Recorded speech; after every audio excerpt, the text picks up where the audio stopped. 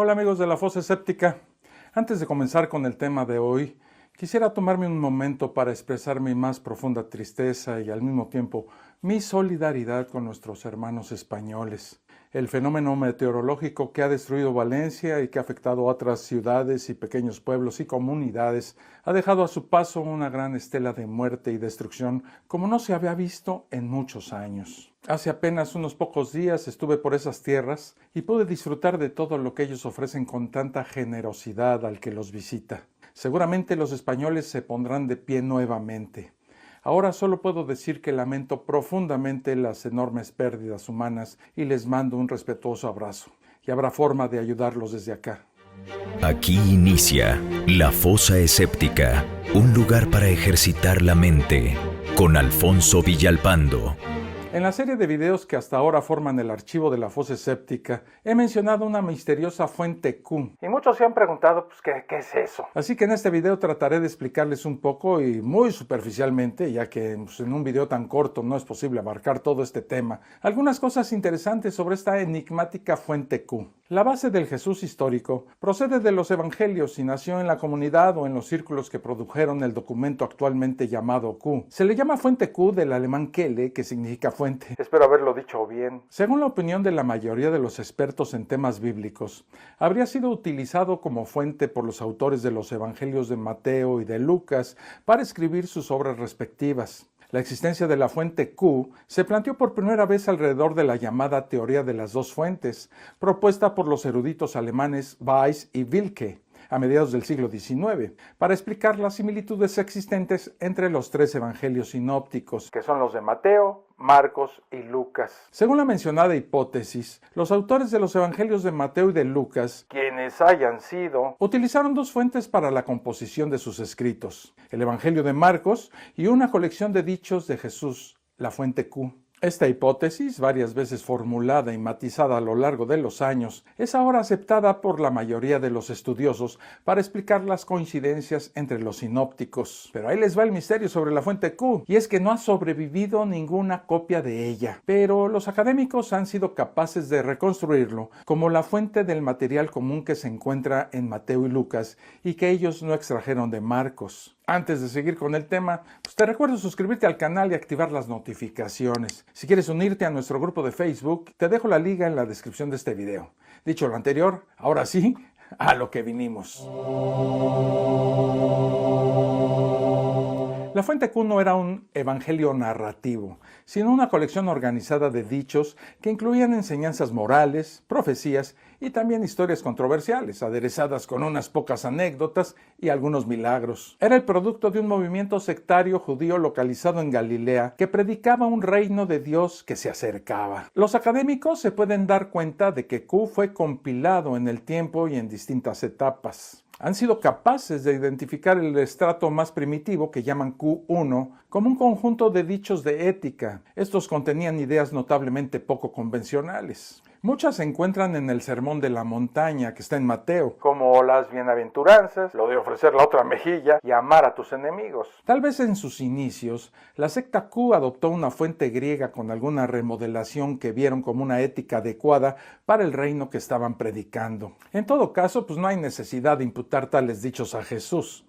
Ellos parecen más el producto de una escuela o estilo de vida, formulados a lo largo del tiempo, y difícilmente serían la súbita invención de una mente individual. Los académicos llaman a esta etapa formativa de Q etapa sapiencial, básicamente porque se les pegó la gana y porque es esencialmente una colección instructiva del mismo género que los libros tradicionales de sabiduría, como se muestra en Proverbios. Posteriores indicaciones, como las que vemos en Lucas 11:49, apuntan a que se tenían estas palabras como pronunciadas por la sabiduría de Dios personificada y que los predicadores de Q se veían ellos mismos como sus representantes. El siguiente estrato, llamado Q2, ha sido designado profético e incluso apocalíptico. En estos dichos, la comunidad fustiga la hostilidad y el rechazo que habían recibido por parte de la mayoría de la comunidad religiosa. En contraste con el gentil Q1, Q2 contiene directas denuncias contra los fariseos y una llamada de juicio celestial sobre pueblos completos. Hace su entrada triunfal la figura del llamado Hijo del Hombre,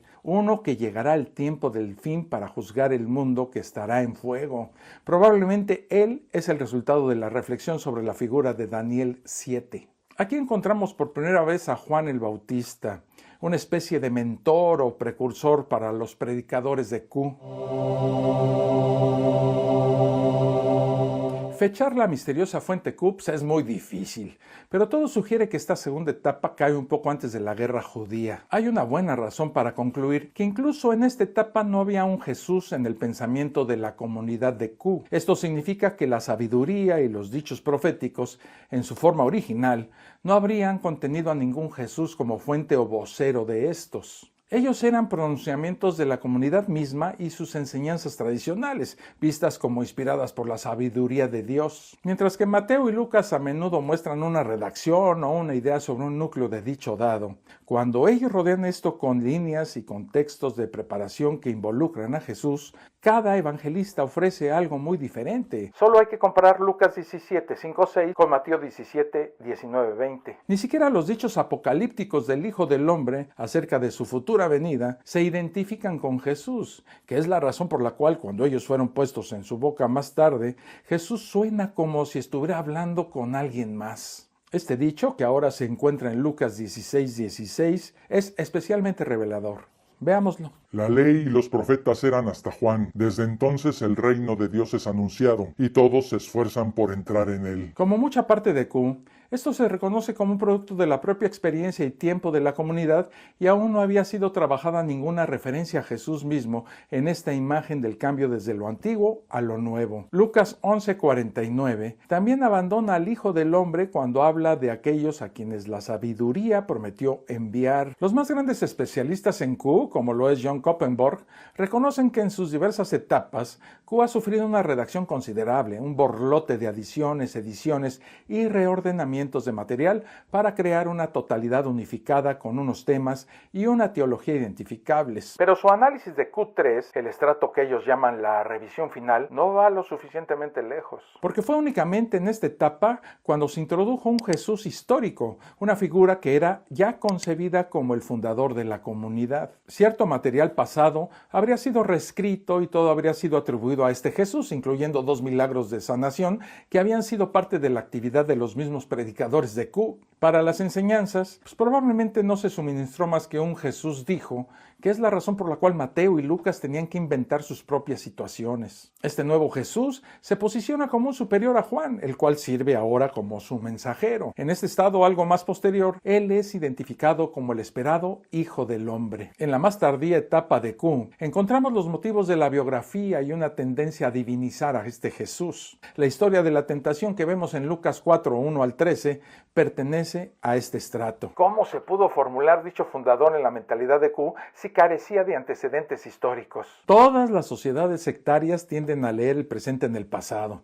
Ellos personifican sus propias actividades en grandes eventos de fundación y en heroicos progenitores. La existencia misma de la colección de dichos, el producto de la comunidad que evolucionaba, habrían invitado a atribuirla a una figura autoritaria y originadora específica. Dicho registro fijado en un pasado glorificado se conoce como un documento de fundación, un fenómeno universal de las expresiones sectarias. Como ejemplo de esto que digo, puedo poner a Guillermo Tell, una invención, un personaje inexistente que se supone funda la Confederación Suiza. Es un famoso ejemplo de este proceso. Aunque aquí estamos hablando de un contexto nacionalista en vez de uno estrictamente sectario. También hay sospechas que la existencia de una secta rival afirmando que Juan el Bautista era su fundador, pudo haber inducido a la comunidad Q a desarrollar a uno de los suyos, un proyectado como superior a Juan. Es bastante curioso, en vista de la imagen presentada por los evangelios, el que pudiera haber habido alguna vez una inquietud en la mente de algunos acerca de quién era el mejor o el más grande, ¿no?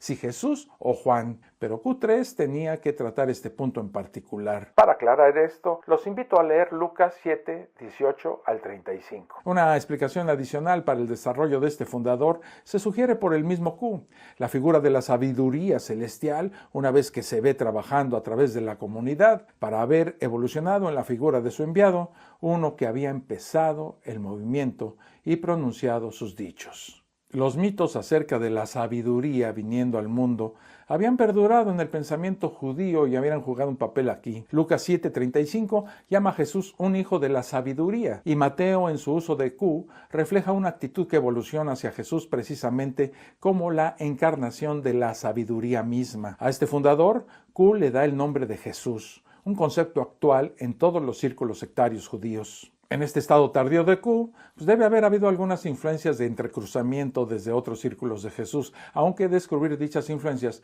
es una tarea que nos lleva a muchas conjeturas. Es insignificante que Q nunca use el término Cristo, porque dicho fundador no hubiera sido considerado en esta etapa como el Mesías. Pero las características del Jesús de Q parecen no tener relación alguna con el Jesús de Pablo. Los académicos continúan danzando alrededor del hecho de que Q no contiene el concepto de un Jesús sufriente, una divinidad que ha sufrido la muerte y resurrección como un acto de redentor. Q puede hacer de la muerte de profetas un tema central y aún así nunca referirse a la propia crucifixión de Jesús. Sus parábolas no contienen una sugerencia al asesinato del Hijo de Dios. Q no exhala ni un suspiro acerca de la resurrección. Jesús no hace profecías de su propia muerte y elevación, como lo hacen otras partes de los evangelios. Lean a Lucas 17. El evangelista tiene que insertar en la boca de Jesús una profecía de su propia muerte en el versículo 25. Esta no está en el uso que hace Mateo del mismo pasaje. Más asombroso que todo lo anterior es esto. El Jesús de Q no tenía un significado obvio para la salvación. Los académicos admiten que parte de los beneficios obtenidos de las enseñanzas mismas no hay doctrina de salvación en Q.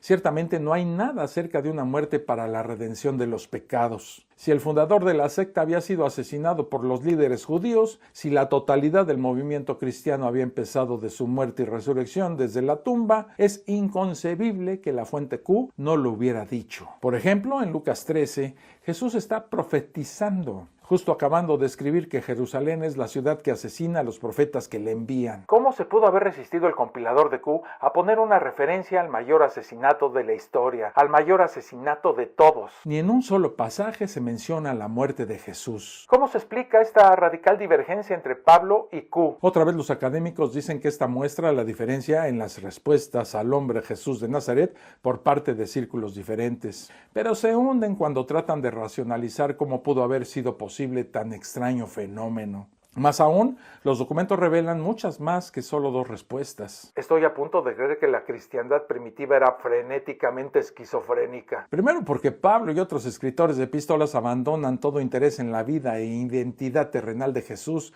convirtiéndolo en un Cristo cósmico que ha creado al mundo y lo ha redimido por su muerte y resurrección. La comunidad Q, por otro lado, decide ignorar la muerte y resurrección y preserva las enseñanzas terrenales de Jesús, un predicador del advenimiento del fin del mundo. Entre estos dos polos yacen otras concepciones incongruentes. En el estrato más primitivo del Evangelio de Juan, Jesús es el mítico redentor descendente y ascendente del cielo, que salva siendo el revelador de Dios. Más tarde es igualado con el Logos griego. Jesús es el altísimo sacerdote celestial de la epístola a los Hebreos, la mística sabiduría mesías de las odas de Salomón. Pablo alude a grupos divergentes en lugares como Corinto, quienes según su palabra predican otro Jesús. En las diversas corrientes del gnosticismo, Jesús o Cristo es una parte mítica de la esencia celestial del Dios principal, a veces un revelador similar al de Juan, a veces apareciendo bajo los nombres como el del tercer iluminador.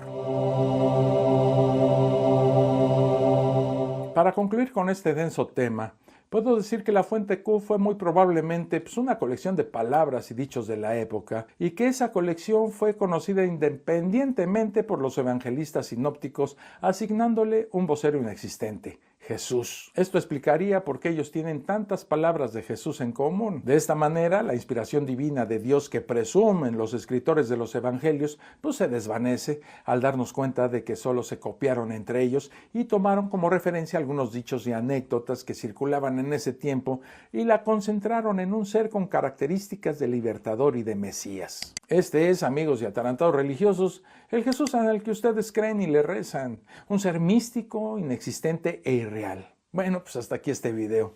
Espero que haya sido de su interés y utilidad. Nos vemos en el próximo. Un abrazo. Esto fue La Fosa Escéptica, un lugar para ejercitar la mente, con Alfonso Villalpando.